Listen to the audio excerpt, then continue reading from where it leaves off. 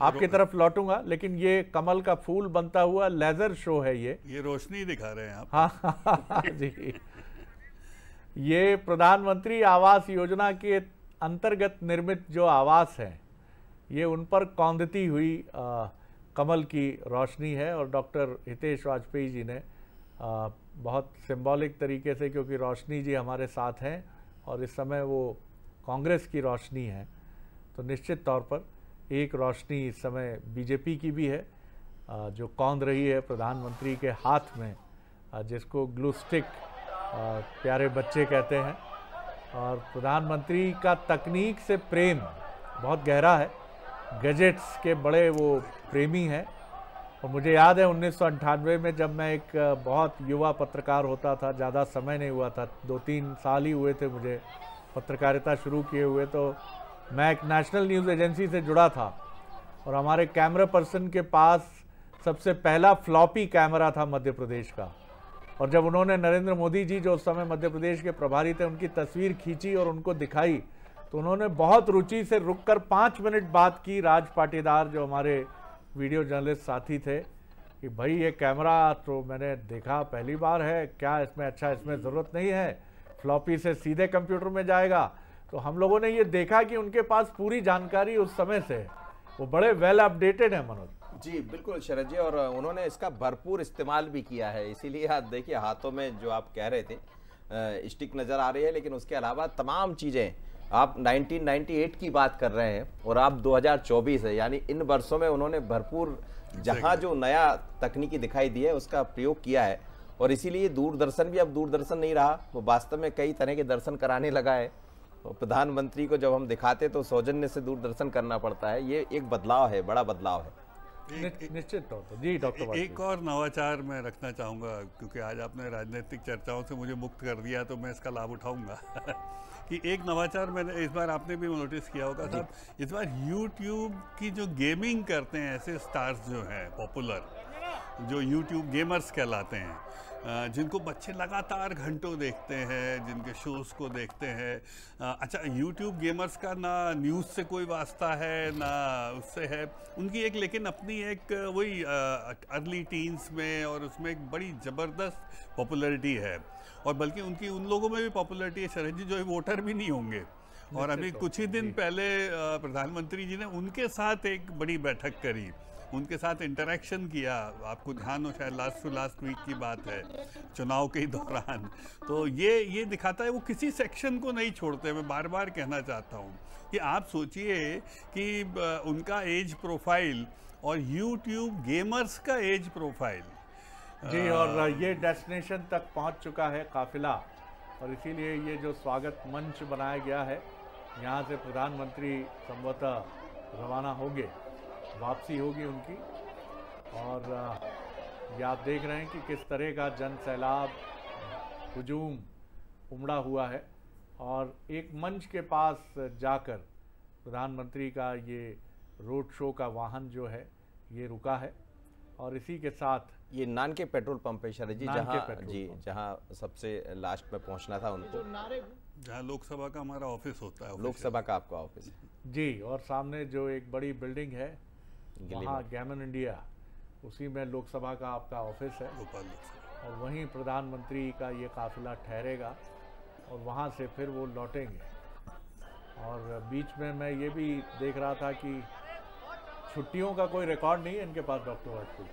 नहीं साहब, वो रम से गए हैं। जैसे आज भी उन्होंने कुछ स्पीच में अपने इस बात को कहा कि उनको तो मज़ा ही लोगों के लिए काम करने में आता है, क्योंकि वो बोलते हैं मेरे को किसी के लिए कुछ छोड़ के थोड़ा ना जाना है, ना मुझे किसी के लिए काम करना है। मेरा, उन्होंने अपनी शैली में उसको कहा कि मेरा परिवार ही 150 करोड़ का है जी, तो मैं सुबह से शाम तक उन्हीं के लिए जीना, उन्हीं के लिए काम करना पसंद करता हूँ। तो स्वाभाविक है कि उन्होंने अपने एकाकीपन को हम कह सकते हैं कि देश के परिवार से भर दिया है, और ही एन्जॉयज़ दैट थिंग। और वो उनका निजी विषय भी है कि उनको उसमें मज़ा आता है। कुछ लोग हैं जो वर्कोहलिक होते हैं शरद जी, उनको कोई नहीं कह सकता कि आप इतना काम क्यों करते हो, क्योंकि उनको काम ही करने में मज़ा आता है। बिल्कुल बिल्कुल। और ये जो तस्वीरें हम आपको दिखा रहे हैं, ये कुछ देर पहले की तस्वीरें हैं, और तस्वीरें स्क्रीन पर बनी रहेंगी, लेकिन हम कुछ इस दौरे को लेकर और लोकसभा की तैयारियां और संभावनाओं को लेकर भी बात करेंगे। हमारे साथ हमारे सहयोगी एग्जीक्यूटिव पॉलिटिकल आंसर बस देना रह गया, लेकिन रोशनी जी का तो मुस्कुरा देंगे कम से कम शायद। बिल्कुल बिल्कुल। आप Roshni ji must be missing Rahul Gandhi. तो मोदी जी का इवेंट चल रहा है, यहाँ डिबेट तो मुझे नहीं नजर आ रही है। और अभी जो मोदी जी का रोड शो चल रहा है वो बेतवा अपार्टमेंट के पास चल रहा है, मुझे जो नजर आ रहा है, क्योंकि भोपाल में मैं भी बहुत रही हूँ। तो मुझे लगता है इसको एक अच्छी दिशा में ले जाना चाहिए। मुझे लगता है अन्यथा ये डिबेट बेकार जाएगी ये समय। अरे रोशनी जी, मुझे लगता है कि एक बड़ा अच्छा शेर है। आप थोड़ी सी नाराज हैं, इसलिए मैं आपके लिए, लेकिन क्योंकि मैं बराबर देख रही हूँ मेरे बीजेपी के प्रवक्ता लगातार मुझे लगता है कि पढ़े जा रहे हैं। हाँ। पर चिंता का विषय ये है शरद जी, मैं बोलूंगी कि इनको इस बात पर भी चिंता करनी चाहिए कि जो सर्वोच्च पद पर बैठा है प्रधानमंत्री जी, और आज वो मंगलसूत्र जैसे घिनौने वक्तव्य अपने भाषण में लाते हैं, कहते हैं कि जिनके देखिए मंगलसूत्र घिनौना नहीं होता है रोशनी जी। दी जाएगी। रोशनी जी पहले तो मंगलसूत्र को घिनौना नहीं बोलिए आप। मैं मंगलसूत्र नहीं, ऐसे को शब्दों का प्रयोग मत करिए आप। देखिए मैं भी उसी स्तर पे आ जाऊंगा ना तो फिर बहुत दिक्कत हो जाएगी, क्योंकि राहुल गांधी जी ने मंगलसूत्र खींचने की बात को अप्रत्यक्ष कहा है। तो नहीं रोशनी जी, देखिए गलत बातें नहीं बोलना चाहिए। अपने मंगलसूत्र में राहुल जी ने अपनी मां के आपने फाइनेंशियल ऑडिट के लिए कहा है ना, देश को शहीद किया। आपने फाइनेंशियल ऑडिट के लिए कहा है ना, ये सब तो रिटोरिक से छोड़िए आप। फाइनेंशियल ऑडिट के लिए कहा है ना कि आप सब संपदा का ऑडिट करेंगे। मुझे कांग्रेस के मैनिफेस्टो तो में रोशनी जी, रोशनी जी और डॉक्टर वाजपेयी, रोशनी जी और डॉक्टर वाजपेयी उनके भाषण चल रहे हैं, आज ही दिया है उन्होंने। वो फाइनेंशियल ऑडिट करेंगे, वो जाति का ऑडिट करेंगे। मुझे समय दें रोशनी जी, रोशनी जी, हम रोशनी जी उनको सुनिए। डॉक्टर वाजपेयी, हम प्रतिदिन बहुत बोलते हैं। मैं सबसे ज्यादा तो हम एंकर्स बोलते हैं, रोशनी जी बहुत बातें करते हैं, आप लोग भी पीछे नहीं हैं। प्रतिदिन कितना बोलते हैं और उस बोलने के बाद भी कितना कुछ बदलता है, कितना कुछ परिवर्तन होता है।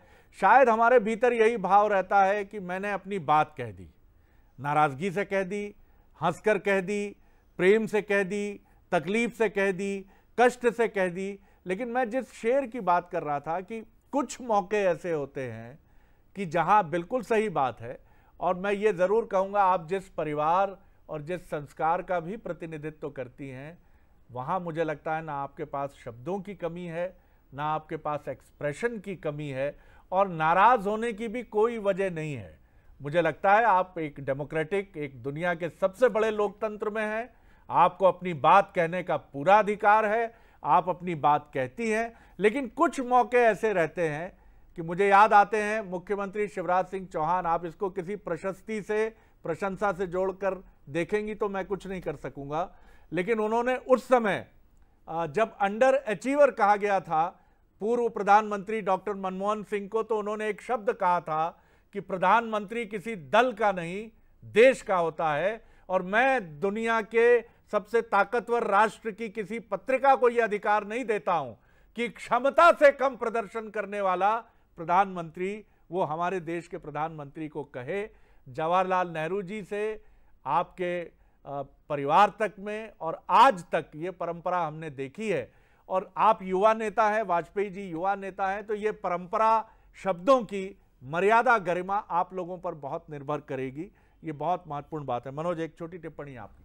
बिल्कुल सरज जी, देखिए जिस मुद्दे की तरफ शायद रोशनी अपना एक रोशनी दिखाना चाह रही थी, दरअसल कुछ चीज़ें बदली है अभी चुनाव के दौरान, और बीते 2-3 दिनों में जिस तरह के बयान, जिस तरह की चीज़ें, खासकर मैनिफेस्टो को लेकर जो बात हो रही, जो घोषणा पत्र है कांग्रेस का, उस पर कुछ सवाल खड़े कर दिए हैं भारतीय जनता पार्टी की तरफ से। प्रधानमंत्री नरेंद्र मोदी ने, अमित शाह जी ने, और अभी सैम पित्रोदा का जो मसला आया सामने, उसके कारण ये तमाम तरह की चीज़ें खड़ी हुई। लेकिन ये बताता है कि जैसे जैसे चुनाव नज़दीक आ रहे हैं तो हम पुराने उन मुद्दों की तरफ लौट रहे हैं जिनकी चर्चा अमूमन चुनाव आते आते आ जाती है। अब इसकी ज़रूरत क्यों पड़ रही है, मुझे लगता है ये खुद, और इस समय तस्वीरें शायद कुछ नई दिख रही है, ले लें क्या? हाँ बिल्कुल, जब कुछ कहा ना कि आज का मसला थोड़ा अलग है। अगर रंजना तक मेरी आवाज़ पहुंच रही है फिर मैं, हाँ बोलो। देखेंगे यहाँ पर जो युवा है वो पीएम नरेंद्र मोदी का जो चेहरा है, जो पेंटिंग है, वो चेहरे चेहरा उनका है और जो पेंटिंग है उसको शरीर पर बना के लेकर आए हैं और यहाँ पर उन्होंने लिखा हुआ है अब की बार 400 पार, मोदी कमल का फूल यहाँ बना हुआ है। इस तरीके से आप मोदी की जो पेंटिंग है, उनका चेहरा है, वो यहाँ पर बना के लेकर आए, लिखा भी अब की बार 400 पार। बिल्कुल, जो मोदी जी माननीय प्रधानमंत्री जी का जो संकल्प है कि अब की बार 400 पार के संकल्प के साथ हम देश के अंदर उतरे हैं और पुनः माननीय प्रधानमंत्री को तीसरी बार प्रधानमंत्री बनाएंगे। और जो मोदी जी का संकल्प है कि हर घर मोदी का अभियान है, हम सब युवा और भोपाल वासी एक सड़क पर निकले हैं। आप जाते इसी तरह टीम के साथ पहुँचते हैं? बिल्कुल बिल्कुल, इसी तरह पहुँचते हैं। कितनी बड़ी फैन है आप मोदी जी? बहुत बड़े, बहुत बड़े। कितने सालों से आप ये 4 सालों से हम ये कर रहे हैं। ठीक है, तो ये मोदी के फैन है जो इस तरीके से जो बिल्कुल जी, बिल्कुल रंजना, आप बनी रहिएगा और अपडेट लाइएगा। एक सवाल के साथ मैं रोशनी जी की तरफ जरूर कुछ कह रहे हैं, मोहन यादव कुछ कह रहे हैं। जी।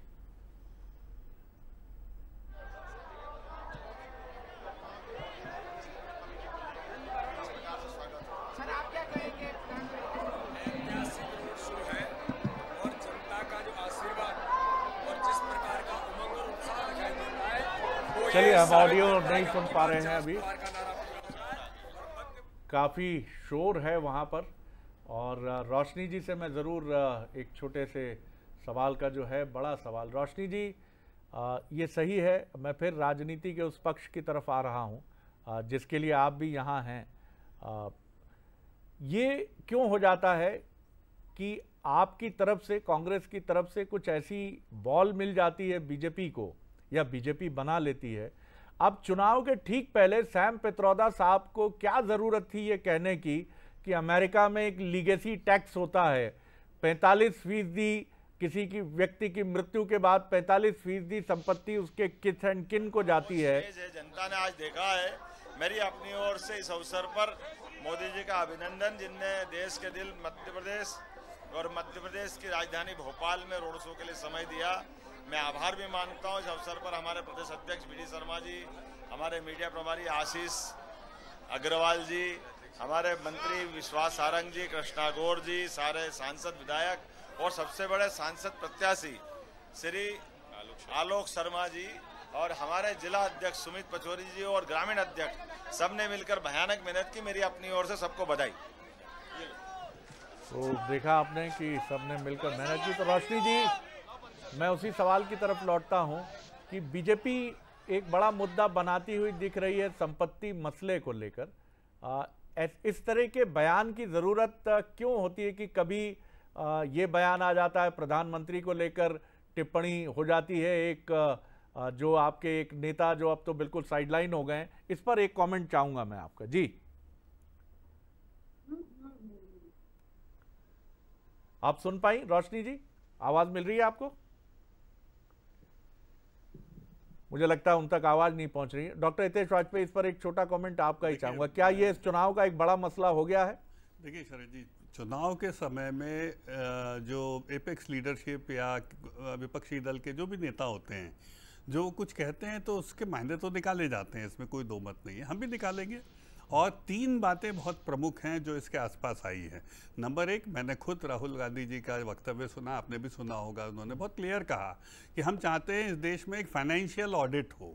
कुछ लोगों के पास, मुट्ठी भर लोगों के पास बहुत सारा पैसा है, ऐसा उन्होंने कहा है और बड़े क्लियरली कहा है। और वो पैसा हम चाहते हैं उनसे लेकर हम 90% लोगों में दे दें। मतलब उसमें एक जगह उन्होंने जैसे माइनॉरिटीज़ के लिए भी कहा है और कई ऐसी बातें उससे निकलकर आई हैं।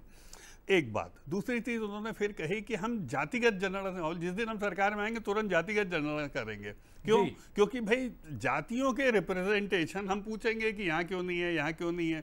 मतलब इस देश में जाति प्रथा को हम फर्स्ट लाइन लेकर आएंगे। हिस्सेदारी की बात इसलिए कर रहे हैं, जाति पे तो और मोदी जी बात कर रहे हैं कि मैं तीसरी बात बहुत महत्वपूर्ण है। नहीं मैडम, मैं आप लोग गौर नहीं करते। नहीं, राहुल गांधी जी ने साहब ऑडिट की बात करी, आ रहा हूं रोशनी जी की बात कर रहे हैं, आपकी तरफ आ रहा हूं, जातिगत जनगणना की बात करी है। मैं केवल उस विषय को रख रहा हूं। और तीसरी बात, नहीं बिल्कुल नहीं होगा विलम्ब, हम डिबेट का समय बढ़ा देंगे। तीसरी बात जो शरद जी है, तीसरी बात आज सैम पित्रोदा जी का बयान है कि किसी किसान के पास 20 एकड़ जमीन है तो उसके उदाहरण स्वरूप हम माने कि 10 एकड़ पिता दे जाएगा जाने के बाद सरकार को, और फिर बेटे से भी 10 एकड़ की 5 एकड़ वापस ले ली जाएगी। अरे भाई, आज सैम पित्रोदा जी ने बयान दिया है, और सैम पित्रोदा ये एडवाइजर है राहुल गांधी जी के, सोनिया गांधी जी के, इंदिरा गांधी जी के।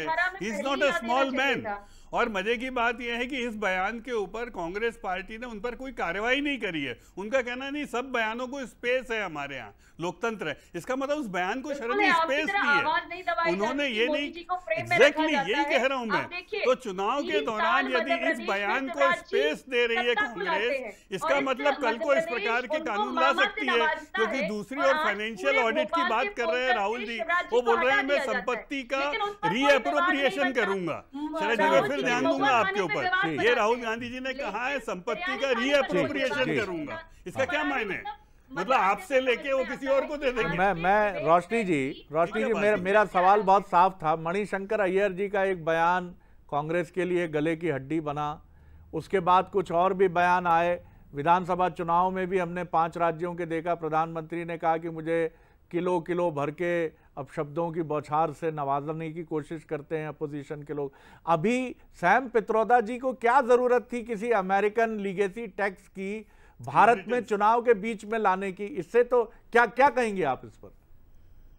नहीं, देखिए, आपने जो बात कही है कि अलग अलग तरह के ये वक्तव्य लेके आते हैं, गाली, क्या भारतीय जनता पार्टी की तरफ से गाली नहीं दी जाती? इनके गाली की बात ही नहीं हो रही है मैडम। सैम पित्रोदा ने इनहेरिटेंस टैक्स की बात क्यों की? धैर्य रखना भी सीखें। नहीं, धैर्य क्या है? आपसे सवाल उद्धव का पूछा जाए, आप ट्रैकों के, मैं सवाल का जवाब दे रही हूँ। ऐसा थोड़ी ना, अभी गालियों पे चर्चा हो रही है। सुन लेते हैं। वो एजेंडा चला रही है कि आप 400 पार मुझे लाकर दीजिए। अब बताइए, ये एजेंडा है कि आपका सवाल है क्या? नारा लेके आते हैं, आप संविधान हटाने का नारा देते। किसने बोला संविधान हटाने का नारा देते? झूठ बोल रही हैं आप, सफेद झूठ बोल रही हैं। प्रधानमंत्री संविधान हटाने का किसी ने नारा नहीं दिया। शर्म आना चाहिए आपको झूठ बोलते हुए इतने बड़े चैनल के ऊपर। आपको शर्म आनी चाहिए। नहीं, बंसल न्यूज जैसा चैनल जो तार्किक चर्चाओं के लिए जाना जाता है, वहां आकर आप बोल रही हैं कि भारतीय जनता पार्टी संविधान हटाने का नारा दे रही है। सुना दीजिए नारा कहीं, बताइए, अभी आपके पास समय, बताइए कहाँ पर ये नारा लगा है। कैसी बातें करती हैं आप? आपकी ना तैयारी है आपकी डिबेट की, ना आपके, आप गुस्सा लेके आ गई हैं। क्यों? क्योंकि हम 29 सीटें जीत रहे हैं। यदि हम 29 सीटें जीत रहे हैं तो इससे गुस्सा क्यों हो रही हैं? आप निकलिए घर से बाहर, काम करिए। मुझे लगता है राहुल गांधी आते नहीं, हम आप दोनों को ही नहीं सुन पाएंगे इस तरह। मतलब देखिए, ये कोई लड़ाई का मंच नहीं है। रोशनी जी, किसने कहा संविधान को बदल देंगे? चलिए बताइए आप, किसने कहा संविधान को बदल देंगे? अरे आपके सांसद किसने कहा संविधान को बदल देंगे? बताइए। आपके बिहार के संविधान में तो 1500 संशोधन हो गए। एक मिनट डॉक्टर वाजपेयी, एक मिनट। रोशनी जी मुझे समय दीजिए। रोशनी जी, लोकतंत्र की, मैं 1 मिनट में खत्म करूंगी अपनी बात। आप जो नहीं सुनेंगी आज वो। आप बताइए, फाइनेंशियल ऑडिट की बात क्यों करी? चंडीगढ़ में आपने जो फाइनेंशियल ऑडिट की बात क्यों करी राहुल गांधी जी ने? किसकी संपत्ति जांचना चाहते हैं? किसका हिसाब किताब लेना चाहते हैं वो क्यों मध्यम वर्गीय परिवारों के मकान गिनना चाहते हैं और उसका रीअप्रोप्रिएशन करना चाहते हैं? क्या मन है उनका? वो क्या करने आए भारत में? आप बताइए ना, ये कौन सी वामपंथी सोच लेकर आए जिसमें 50% संपत्ति पर राज्य का हक होगा? अनिल मसीह जो है, किसी के बेचारे का एक HIG मकान है तो LIG रह जाएगा बेटे के लिए और MIG चले जाएगा। रोशनी जी और डॉक्टर वाजपेयी, मेरा एक आग्रह है कि शायद रोशनी जी, आपको भी लग रहा होगा कि हारना नहीं है, हार और जीत से परे। राहुल गांधी क्यों नहीं आए? इस बात की चिंता है आपको? की हत्या करते हैं। आपकी 29 सीटें आप हार रहे हो, केवल डायलॉग बाजी करना, यहाँ बैठ के निरर्थक बातें करना। लोकतंत्र की हत्या किसने कह दिया? जब इमरजेंसी लगी थी इस देश में, उस दिन लोकतंत्र की हत्या हुई थी। अखबारों के पन्ने काले निकले थे मैडम, पूरे पन्ने लोगों ने लिखना छोड़ दिया था कि लोकतंत्र खत्म हो गया है। आप भूल गई हैं। 20 साल मुख्यमंत्री रहता है। यहाँ तो आप 8 बजे रोज चिल्ला कर कुछ भी बोलती। कहाँ लोकतंत्र खत्म हो गया? कहाँ लोकतंत्र खत्म हो गया? आपको कौन रोक रहा है? इमरजेंसी में काले पन्ने हो गए। मुझे ये समझ में नहीं आ रहा है साहब कि मैं अपनी बात को रख रही हूं। मैंने लोकतंत्र कैसे खत्म हो गया? मैंने जब ये हार गए आप इसलिए डिबेट जब शुरू की, डॉक्टर वाजपेयी कुछ सेकंड दीजिए मुझे। रोशनी जी कृपया मुझे कुछ समय दीजिए। तो हमने जब ये डिबेट शुरू की 13-14 साल पहले जिसमें इस खाकसार को ये जिम्मेदारी मिली, तो हमने एक चीज़ तय की, कोशिश की, क्योंकि ये मेरे हाथ में नहीं है, लेकिन मुझे बहुत खुशी है कि इस मंच पर आने वाले बहुत सारे आप ही के जैसे माननीय प्रवक्ताओं ने उसको बहुत सपोर्ट किया कि हमने इसे चीखने का मंच नहीं बनाया। अक्सर ये माना जाता है कि टेलीविज़न के स्टूडियो में ज़ोर से बोलना, चीखना टीआरपी को बढ़ाता है, दर्शकों को ये पसंद आता है। लेकिन दर्शक आप भी हैं रोशनी जी, क्या आपको चीखते हुए शरद द्विवेदी अच्छे लगेंगे मंच पर? मैं बहुत शांति से जवाब दे रही थी, मुझे बीच में इंटरप्ट किया जा रहा। मैंने सीधा सा एक पॉइंट रखा कि आज इसमें मोदी जी की सभा आप सुनिए डॉक्टर वाजपेयी को, मेरे पास पूरा समय है आपके लिए, आप पहले उनको सुनिए। हमारे पास बात ही नहीं रख पाएंगी तो फिर क्यों नहीं रह पाएंगे? पूरा नहीं होता है, सबसे नाराज है आप।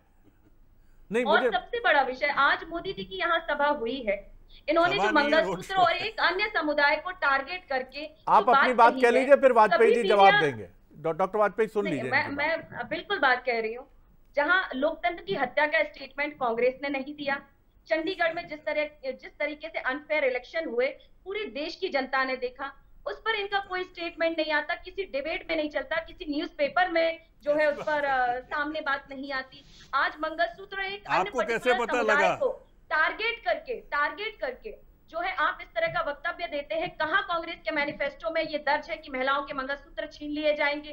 कहां जो है सोना बेच करके जो है कहीं और चला जाएगा? आप किस तरह की बात करते हैं? चलिए, आप जो आपकी बात पूरी हो गई करके आते हैं शिवराज जी, आपकी बात पूरी हो गई हो? मुख्यमंत्री आपने पोस्टर से गायब कर दिया।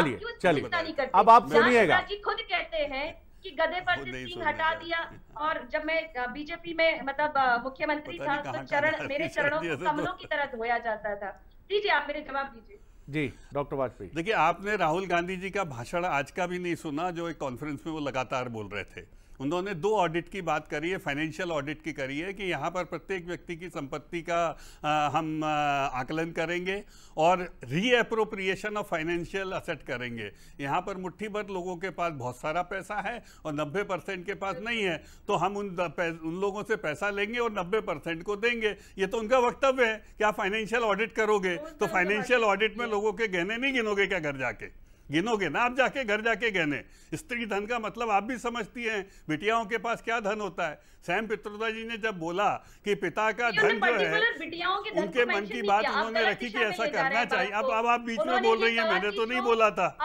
अब आप बीच में बोल रही हैं, मैंने नहीं कहा था। जब उनसे सवाल ये किया गया कि आप मिडिल क्लास के ऊपर टैक्स लगाने के पक्ष में हैं, तो सैम पित्रोदा जी ने तुरंत कहा कि हाँ, मैं मिडिल क्लास के ऊपर और टैक्स लगाने के पक्ष में हूँ, यानी कि मिडिल क्लास से हम और पैसा लेंगे। राहुल गांधी जी ने आज सुबह फिर एक कॉन्फ्रेंस में इसी बात को कहा कि हाँ, हम और टैक्स लेंगे और टैक्स लेकर उसको 90% में देंगे जिनके पास पैसा नहीं है। तो ये किस प्रकार से अमीरी गरीबी का आप अंतर मिटाएंगे? मतलब जिनके पास पैसा है, ज़्यादा लगता है आपको, अच्छा किस पे लगेगा ये नहीं बता रहे, वो किसी से भी पैसा ले लेंगे और लेके दे देंगे, और खुद बोल रहे हैं वो मुंह से। तो ये संपत्ति का विवरण जब आप लोगे तो उसमें मंगलसूत्र को छोड़ दोगे, बता दो आप। कल से आप राहुल गांधी की स्पीच लिखिए, उनको बताइए कि हम मंगलसूत्र और कड़े महिलाओं के गहने छोड़कर हम संपत्ति को संपत्ति मांगे। ऐसा होता है क्या? ये भद्दा राहुल गांधी बोल रहे हैं, आप भद्दा कह रही हैं इसको। तो आप राहुल गांधी के वक्तव्य को भद्दा कहिए फिर, क्योंकि राहुल गांधी हिंदू बहनों का मंगलसूत्र छीन लेंगी। अरे भाई कैसी बातें कर रहे हैं? राहुल गांधी कह रहे हैं हम उसका विवरण निकालेंगे और उसका रीएप्रोप्रिएशन करेंगे। हम चलिए, मुझे लगता है कि अब मैं आगे नहीं जा पाऊंगा सरकार रही बहस में। आज तक के इतिहास में आपकी और राहुल गांधी जी की बातचीत नहीं हो रही, लगता है आप उनके भाषण सुन नहीं रही है। जो आप इस तरह का बयान दे रहे हैं, आप उनके भाषण नहीं सुन रही हैं, इसलिए आपसे क्या चर्चा की जाए। उन्होंने 2 ऑडिट कहे, फिर बताकर जाता हूँ मैं। फाइनेंशियल ऑडिट की बात कही है और कास्ट ऑडिट की बात कही है कि हम जातिगत जनगणना को तुरंत कराएंगे और फाइनेंशियल ऑडिट करेंगे। धूम मची है अखबारों में और आपको पता है। मुझे लगता है कि हमें मुद्दों की तरफ लौटना होगा, और मुद्दे सबसे महत्वपूर्ण हैं। संपत्ति अधिनियम हो या लीगेसी टैक्स हो या फिर और तमाम मसले हों, रीएप्रोप्रिएशन कहा है, केवल उसकी बात नहीं है अधिनियम की। लेकिन आपको मूल मुद्दों की तरफ आना होगा। जो चीज़ें अभी स्पष्ट नहीं हैं कि वो कैसी हैं, क्या हैं, कैसी होंगी, और मुझे लगता है कि कुछ जुमले चुनाव के समय उछाले जाते हैं और उनका भी जवाब उसी तरह ही दिया जाता है, और उसको इस तरह से पकड़कर एक दूसरे के खिलाफ ऐसे इस्तेमाल करना कि जैसे ये मुद्दे दोनों ही पार्टियों के घोषणा पत्र में शामिल हैं और दोनों पार्टियों ने बहुत अडिग होकर ऐसा कहा है, उसको इस रूप में देखना और समझना मुझे लगता है कि ये कहीं ना कहीं एक चुनौती भी बनता है। लेकिन सबसे महत्वपूर्ण बात अभी भी वही है कि एक बड़ा देश है, दुनिया का सबसे बड़ा लोकतंत्र है और एक ऐसा लोकतंत्र है जहां हम एक दूसरे का बहुत सम्मान करते हैं और जहां सत्ता का हस्तांतरण बहुत शांति से होता है। बहुत इतने बड़े देश में कोई कटुता नहीं होती और सारे नेता अलग अलग पार्टियों के एक दूसरे से चुनावी मंच पर एक अलग बात है। तो वहाँ मुझे लगता है कि ये संस्कार भी हमें बनाए रखने हैं और टेलीविज़न डिबेट से लेकर विधानसभा और सदन तक, नगर पालिकाओं तक, पंचायत तक इस परंपरा का निर्वाह करना है। बहुत शुक्रिया रोशनी जी, बहुत शुक्रिया डॉक्टर हितेश वाजपेयी, बहुत धन्यवाद मनोज जी। तो बने रहिएगा बंसल न्यूज़ पर।